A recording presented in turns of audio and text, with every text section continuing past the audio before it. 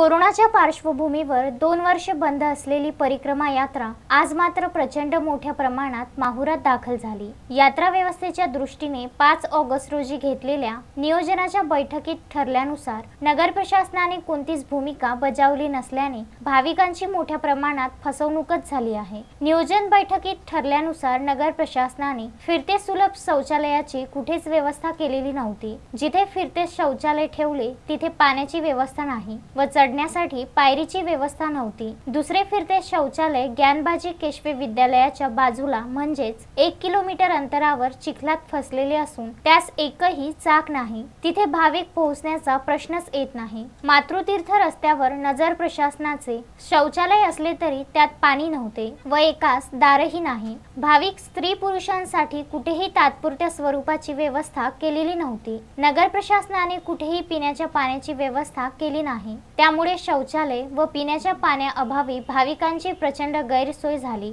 नगर प्रशासनाने कुठेही कचरा कुंड्या ठेवल्या नसल्याने सर्वत्र प्लास्टिक, द्रोण, पत्रावळी सर्वत्र विखुरलेल्या दिसल्या। मार्गदर्शक सूचनेसाठी वाहन तळाच्या जागेत ध्वनिक्षेपक, निवाऱ्यासाठी तंबू व लाईटची व्यवस्था नव्हती। भाविकांच्या दुचाकी, 3 चाकी, 4 चाकी, 6 चाकी या वाहनासाठी अनुक्रमे 20 रुपये, 40 रुपयाच्या वाहनतळ वसुलीच्या पावत्या दिल्या। त्यावर मुख्याधिकारी तथा तहसीलदार, पोलीस निरीक्षक असे छापील असून त्यावर कुणाच्याही सह्या नाहीत। यात्रा परिक्रमेची पावती मात्र नवरात्र महोत्सवाची नोंद होती। म्हणजेच बनावट पावत्या देऊन लाखो रुपये वसूल करून भाविकांसह शासनाचीही घोर फसवणूक केली असल्याने आपत्ती व्यवस्थापन प्रमुखावरच आपत्ती व्यवस्थापनातून फसवणूक केल्याप्रकरणी गुन्हा दाखल का केला जात नाही अशी भाविकातून ओरड सुरू आहे। उपरोक्त संदर्भाच्या अनुषंगाने मुख्याधिकारी तथा तहसीलदार किशोर यादव यांच्याशी दुपारी 2:45 वाजताच्या दरम्यान